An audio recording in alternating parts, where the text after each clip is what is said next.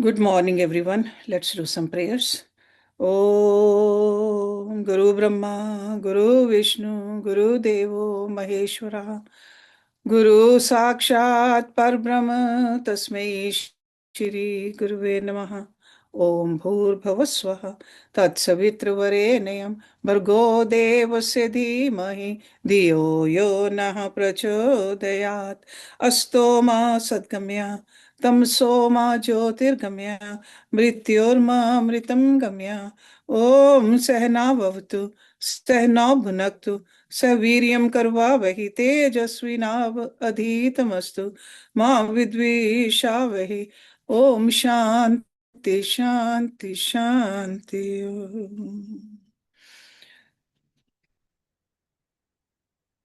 Yog Darshan, the second chapter, Sadhana Pad. And we looked at the first verse on that last week. Tap Swadhyaya Ishwar Pranidhanani Kriya Yoga. So Kriya Yoga has 3 steps. Tap, Swadhyaya, Ishwar, Pranidhan. In the first chapter, which was a Samadhi Pad,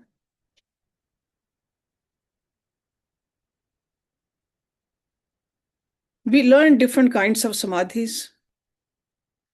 But at the same time, Rishi Patanjali talked about the 9 obstacles also, and 5 offshoots of those 9 obstacles.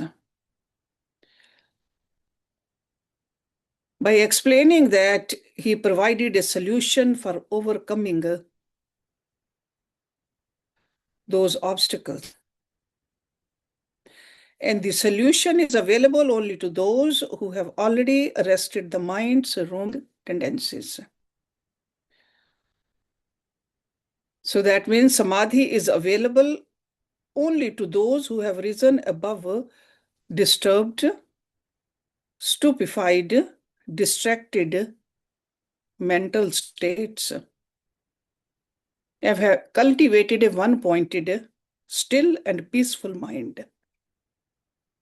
So that means in order to reach the Samadhi, we have to have that kind of a mind.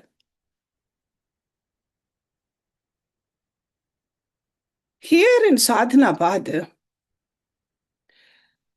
Patanjali is offering to us, the students whose minds are not yet still and one-pointed.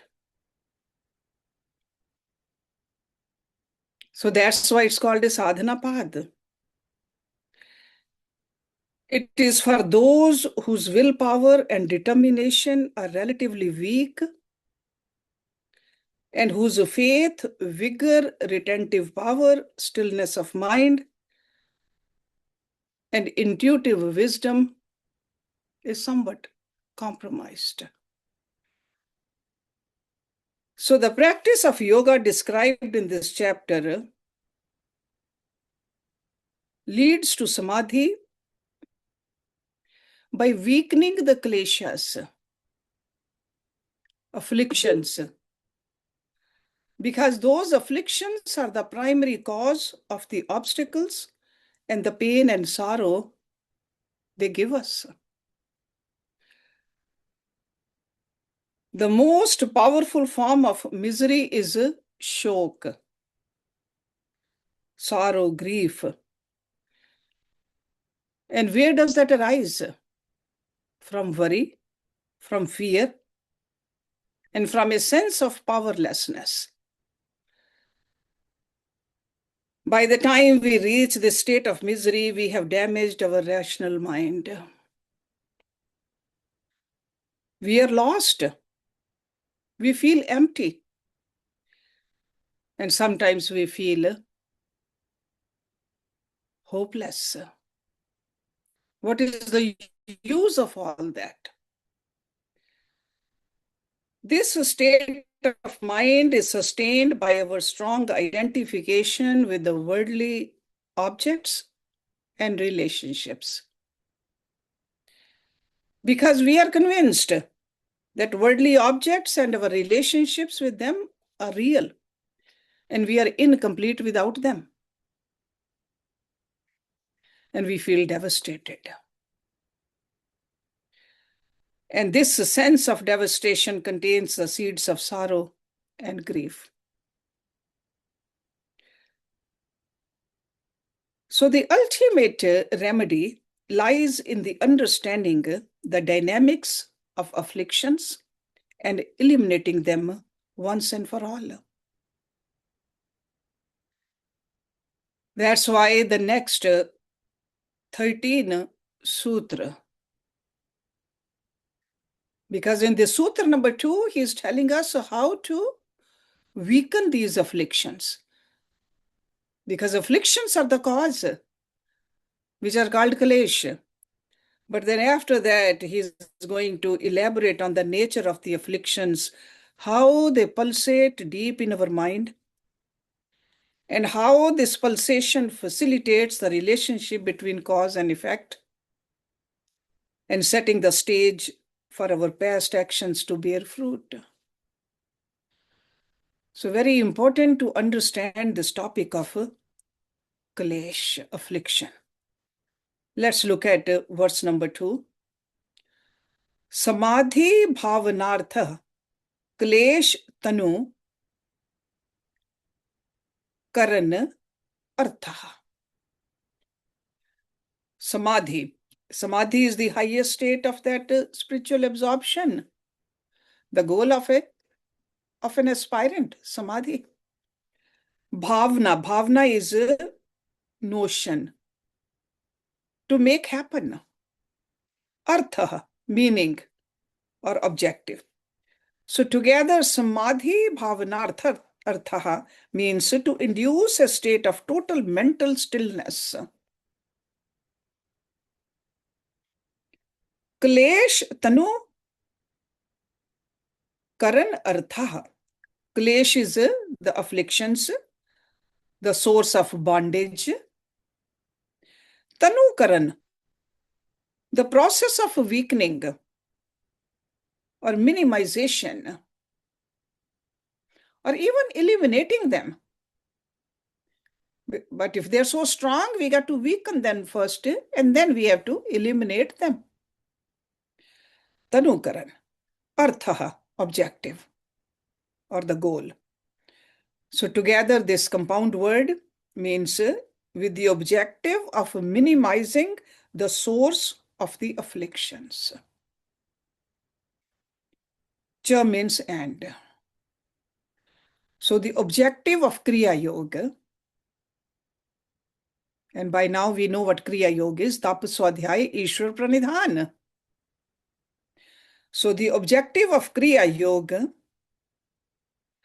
or the practice of yoga is to induce samadhi and minimize afflictions. So very clearly, he is taking us towards the ultimate goal, and he is warning us or bringing our attention towards what can stop us, these kleshas, these afflictions, and we got to keep on working on them, weaken them, and ultimately get rid of them. This is the road to enlightenment. Because we all want to become enlightened. We want to know who we are, but these afflictions are the obstacles. So samadhi is the goal of us. Samadhi is the culmination of spiritual achievement, and it's also called the heart of yoga. Samadhi is the pristine state of mind. Samadhi. In the state of samadhi, a yogi has an opportunity to see himself or herself clearly. In samadhi, self-realization dawns, and a yogi realizes his true nature. Who are we?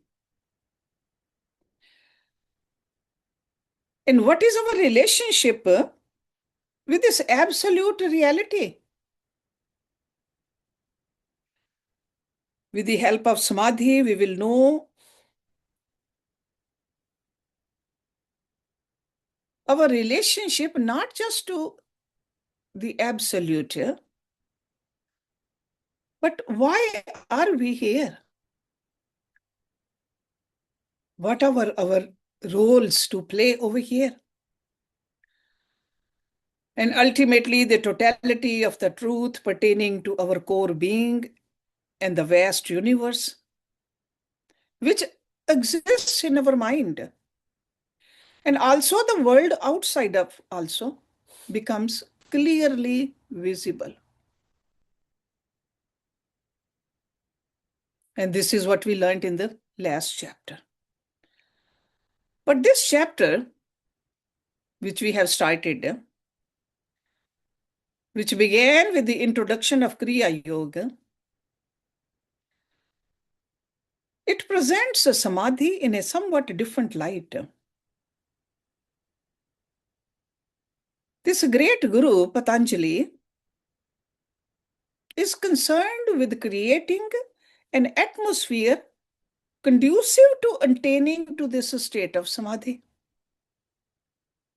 Because he understands our weakness, that we are not there yet. We are moving towards that, but what can stop us? So that's why his emphasis is on describing the process leading to samadhi, rather than on what is to be achieved in samadhi. So you can see that in the first chapter, we learned about the samadhis, what really happened. Now he's teaching us how to get there. Samadhi is a process. So process in the sense that it's a mind's journey to reconnect its scattered faculties and collects its lost assets.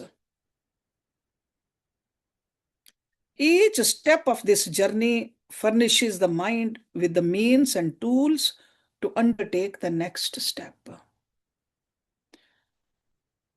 So that's why this is called a ladder. We keep on walking, climbing on the steps of this ladder. It's a journey. We got to keep on moving upward. The journey continues until the mind reaches the final destination. And the process comes to an end then. And what happens to the mind then?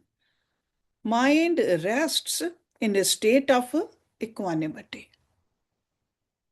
So you can see that the disturbed, distracted mind, or even a dirty mind, cannot reach there. So we have to go through the process. So that's why this Kriya Yoga is so important. So the practice of Kriya Yoga empowers our mind both to begin the journey and also to complete it. And this is what this sutra is telling us. That the purpose of Kriya Yoga is to induce samadhi. Samadhi bhavanartha. So Kriya Yoga is a practitioner's friendly path. So by committing ourselves to a structured discipline of tapa, and I'm sure you remember that tap is a willful renunciation of pleasure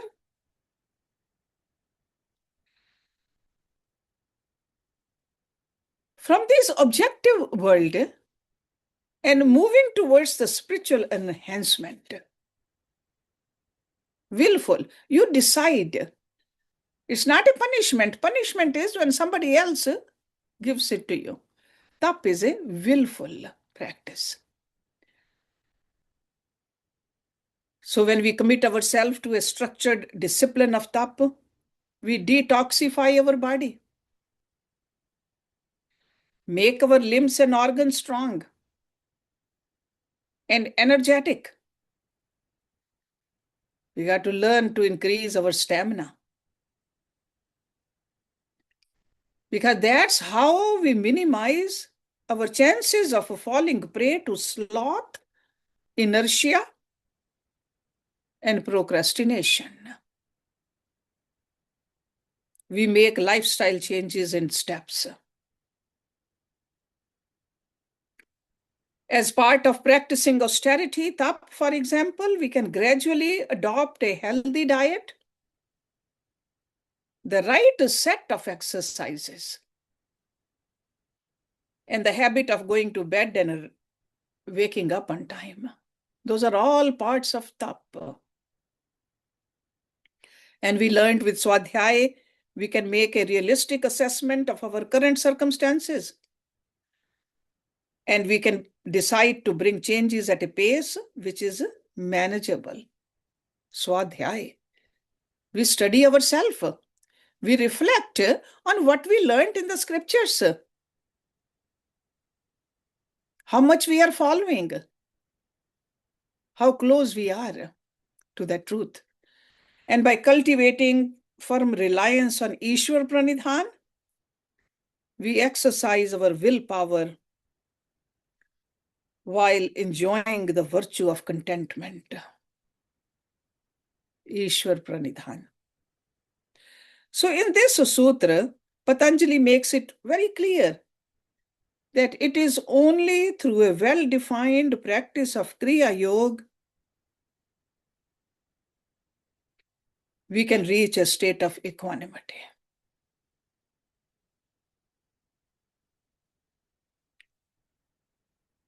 How can we overcome the roving tendencies of the mind? How can we become at the bodily level strong? How can we control our breath and mind? How can we cultivate the virtues of fortitude, endurance, and self-endeavor? Together, these fruits of Kriya Yoga helps us turn our mind inward and become aware of our core being, which is a Samadhi Bhavana.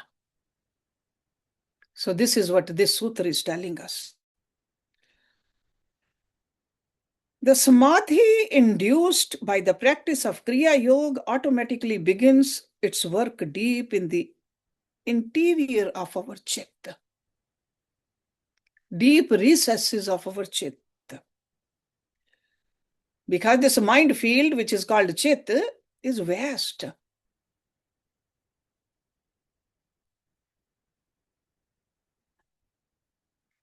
These effects of Kriya Yoga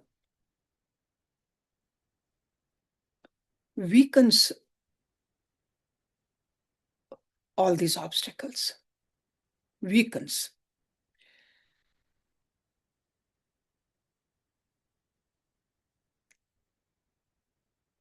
And in the next few verses, he's going to tell us what these kleshas are.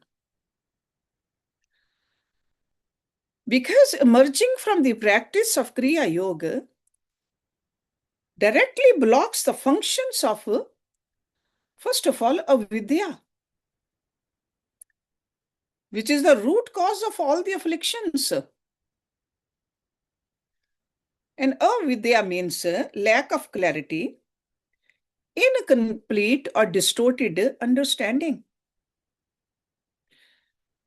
Because in the state of samadhi, the mind is still calm, clear, tranquil. This tranquility helps us attain and retain our inner equanimity. The more mature, deep, and lasting this equanimity, the easier it is to have a right perception of ourselves and others. Because otherwise we don't know. And that's what avidya is. So in order to move from avidya to vidya, this is needed. Equanimity helps keep our vision unalloyed. And as a result, all other forms of afflictions, which are egoism, attachment, aversion, fear, it's like a long chain of turmoil.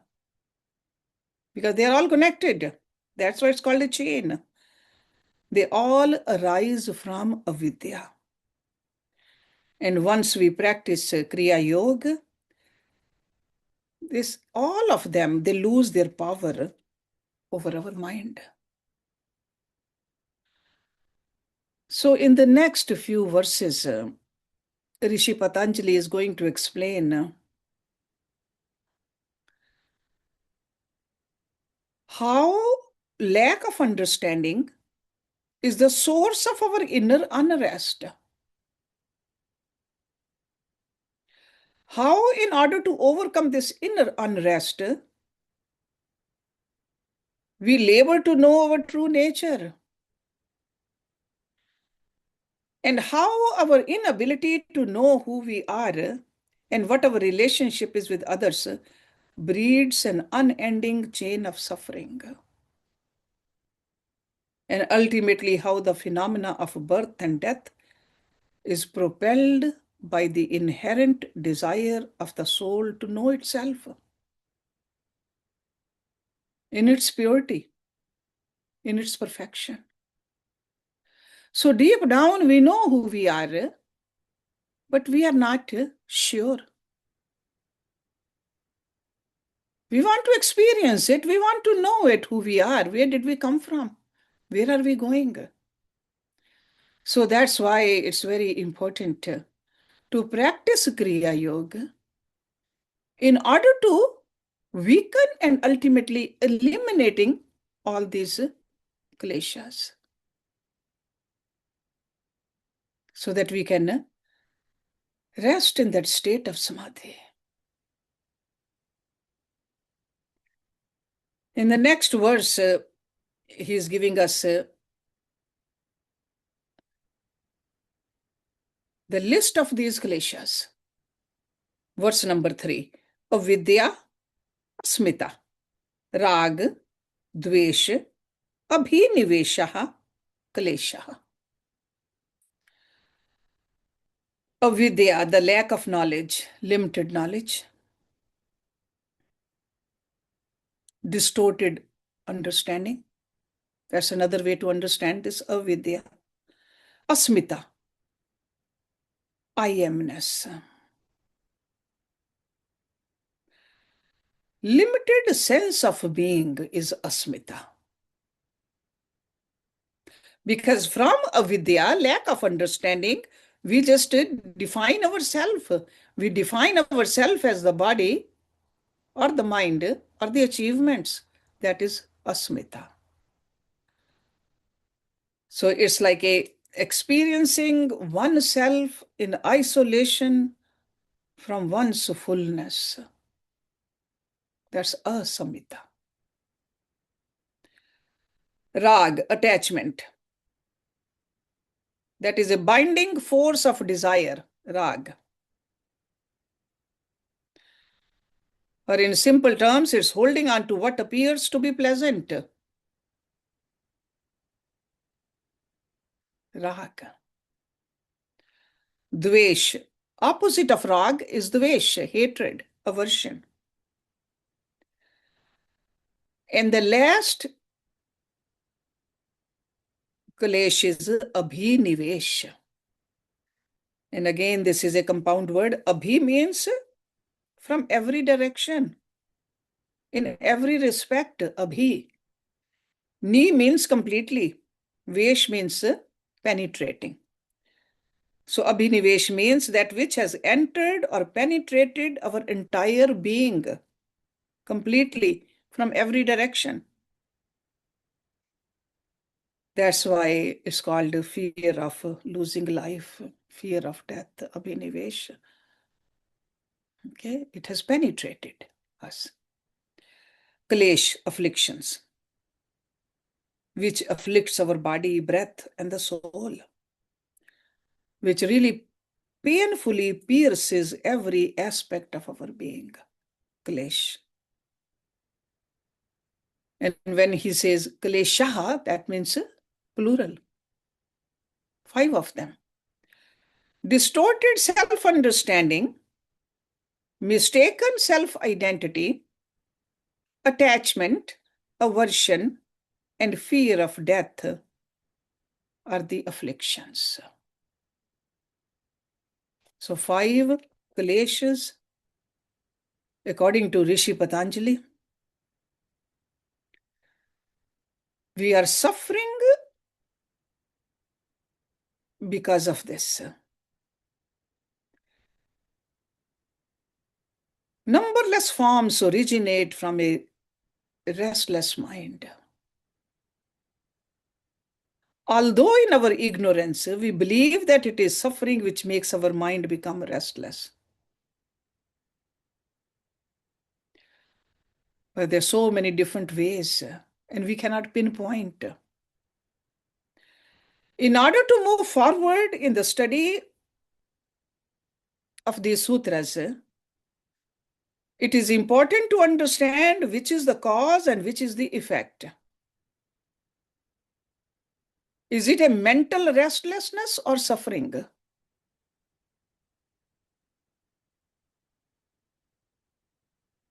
The goal of yoga is to eradicate suffering.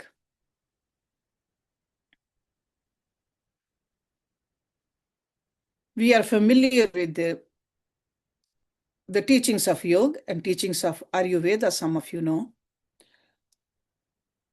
They are two mutually supporting sciences, actually.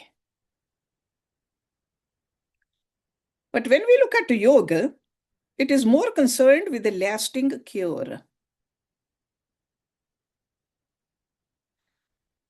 Whereas Ayurveda focuses on an immediate cure.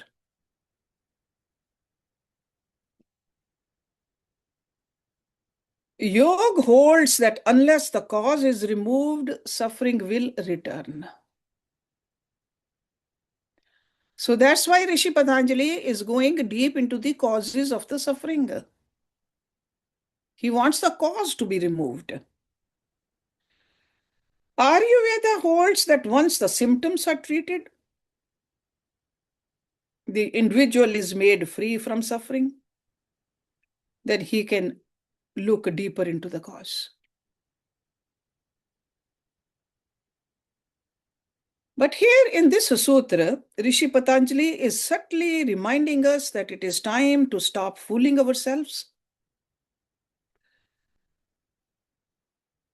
Because as human beings, we have formed a habit of looking for a short-lived cure. It is time to look into the deeper causes of our suffering and uproot them once and for all. Stop putting the bandages on the wounds. Lack of understanding, mistaken self-image, attachment to pleasures, aversion toward that which is unpleasant, and committing ourselves to action out of fear are the main causes of our misery, he says. Not knowing who we are, where we come from, where we are going, what our relationship is with the world outside us, what preceded our birth, and what follows once we die, fills our minds and hearts with the doubt and fear.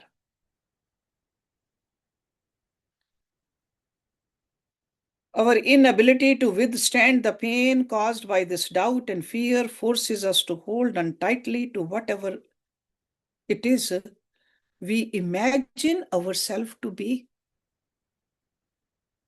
Because if we think we are this body, we are this gender, we are this tall, we have accomplished so much, we want to hold on to it. We don't want to lose it. This is how our self-identity and self-image are born. So to an ignorant person, this is called the birth of an individual identity, asmita. So out of ignorance, we identify ourselves something which is keep on changing constantly.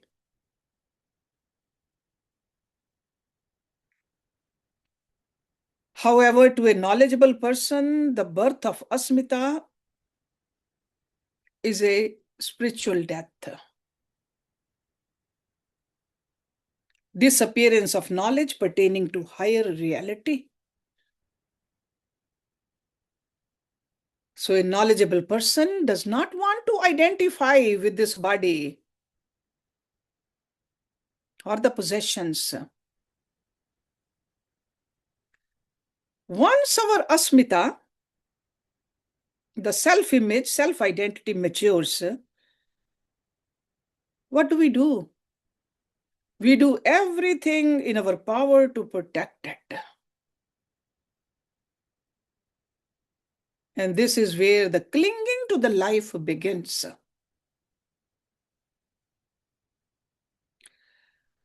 After this moment, we run after anything that seems to support and nurture our I amness, our self-identity.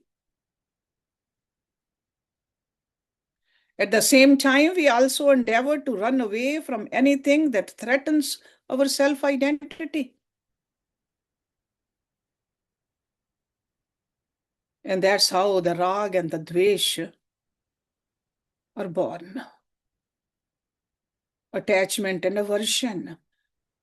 We get attached to the people who say pleasing things to us. It could be about our body, it could be about our possessions, our name and fame. And we run away if anybody criticizes us. With the birth of attachment and aversion, we are completely surrounded by an inescapable condition called abhinivesh, death, fear of death. So that's why Rishi Patanjali has given us the list of these 5 kleshas. Avidya, asmita, rag, dvesh, and abhinivesh. Together they form a complete range of afflictions.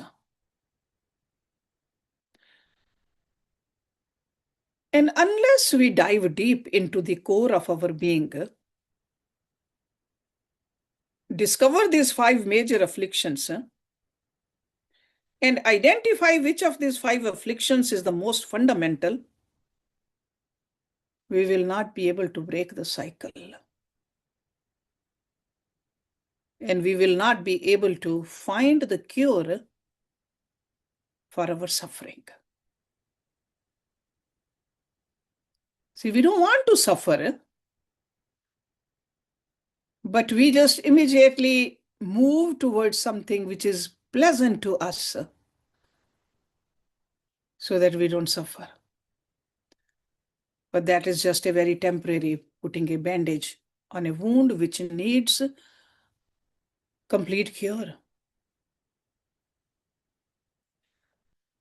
So that's why Rishi Patanjali introduces the next sutra, which explains the fundamental cause of all afflictions. He says, look at the root of it. Where does it really start? Because if we want to get rid of some poisonous tree, cutting the branches or cutting the leaves will not do it. You got to get rid of the root also. And if this is the source of the misery for us, these afflictions, then we got to look at what is the root cause of it. And Rishi Patanjali says in the verse number 4,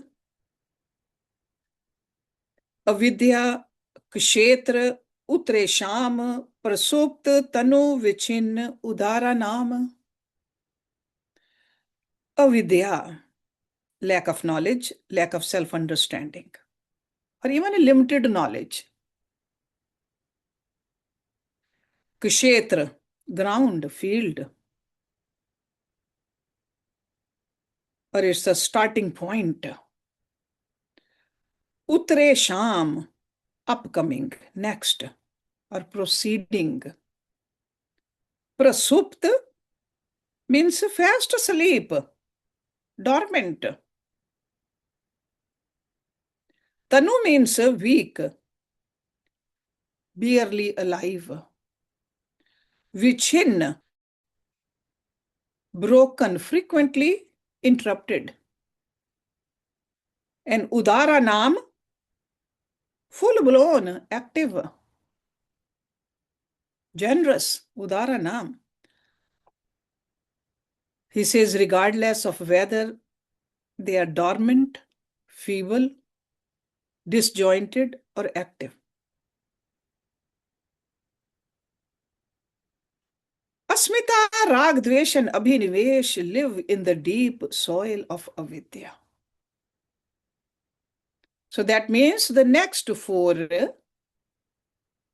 Asmita, Rag, Dvesh, and Abhinivesh, sometimes they can be dormant, sometimes they can be very weak, or they can be broken, or they can be fully active.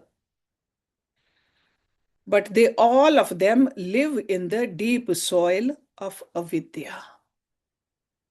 The first one, avidya. So the seeds of affliction. So remember, this is a continuation, just make sure you connect with the previous verse, because in this verse he did not mention Asmita, Rag, Dvesh, and Abhinivesh, but this is what he's talking about. That's why connection between the previous sutra is very important. They are all connected.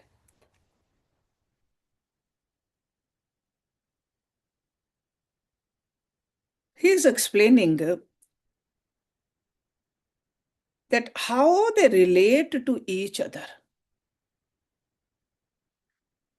When one of these is in motion, it sets all the others in motion. Higher the avidya, more the abhinivesh. They are all connected. Or when the ego is agitated, whenever self-identity, asmita, is challenged, automatically attachment, aversion, and fear come into play.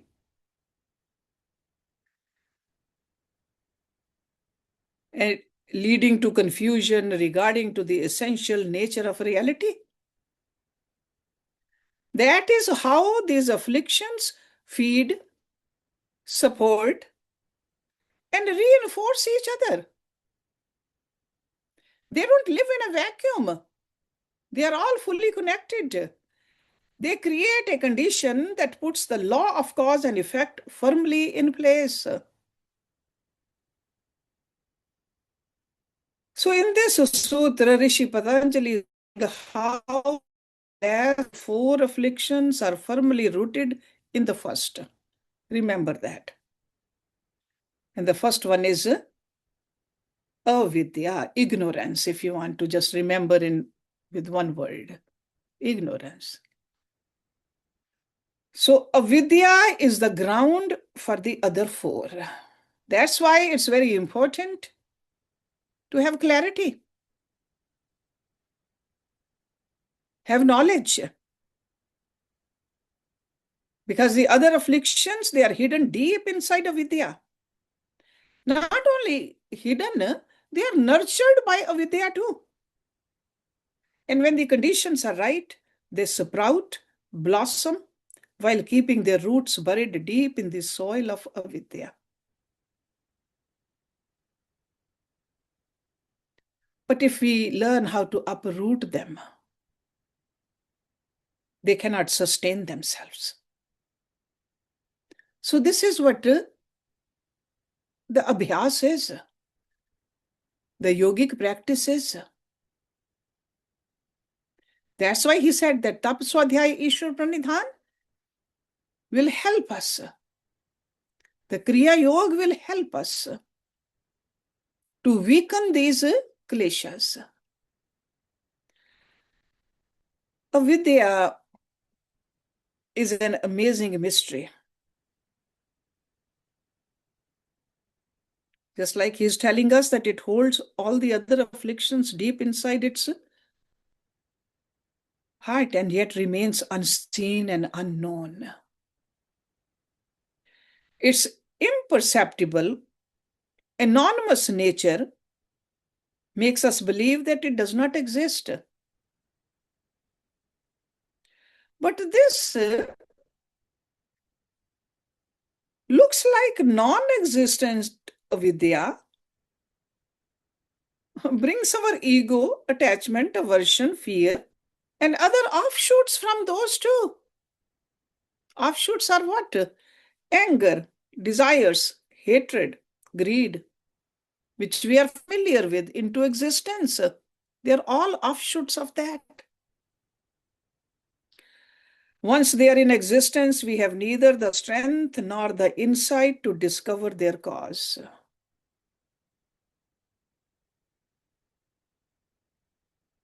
And that's what's called bondage. Overcoming avidya, seeing the light that shines beyond the realm of avidya, is freedom. And opposite of that is bondage. So this chapter is dedicated to achieving this freedom. And this particular sutra is describing how all afflictions ultimately rest in avidya, ignorance. And afflictions are like seeds. And the basic characteristic of seeds, we all know, is their capacity to germinate and propagate unless we can make them impotent.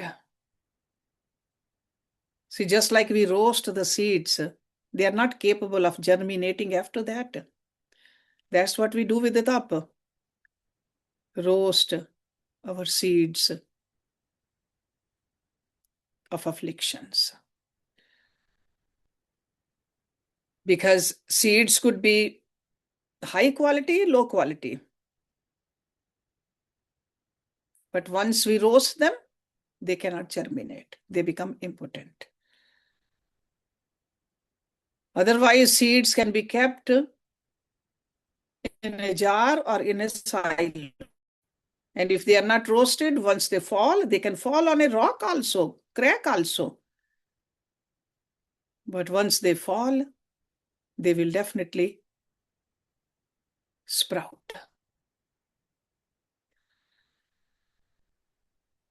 The ground where these seeds rest is avidya.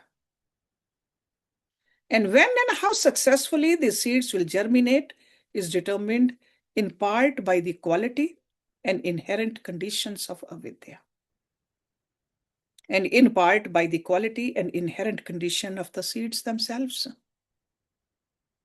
We have countless seeds inside us from countless births, and it's up to us what to do with them. Do we want to sprout them or do we want to roast them? In the next sutra, Rishi Patanjali details the quality and the intrinsic characteristics of avidya. But over here in this verse, he is focusing on describing the qualities and characteristics of the seeds of other four afflictions. That's why he said they may be dormant, feeble, disjointed, fully active. Next week, we will see what Rishi Patanjali means by dividing these seeds into four different categories. Okay, how we can understand these four terms over here, because this topic is very important for us to understand. Because this chapter is basically for us, the people who cannot reach or have not reached the samadhi yet, but they are interested in reaching there. So that's why this topic is very, very important. Okay, so we'll stop it here and start from the middle of this verse again. Om Purnamada Purnamidam Purnat Purnamudachyate Purnasya Purnamadaye Purnameva Vishishyate. Om Shanti Shanti Shanti Om. Thank you very much.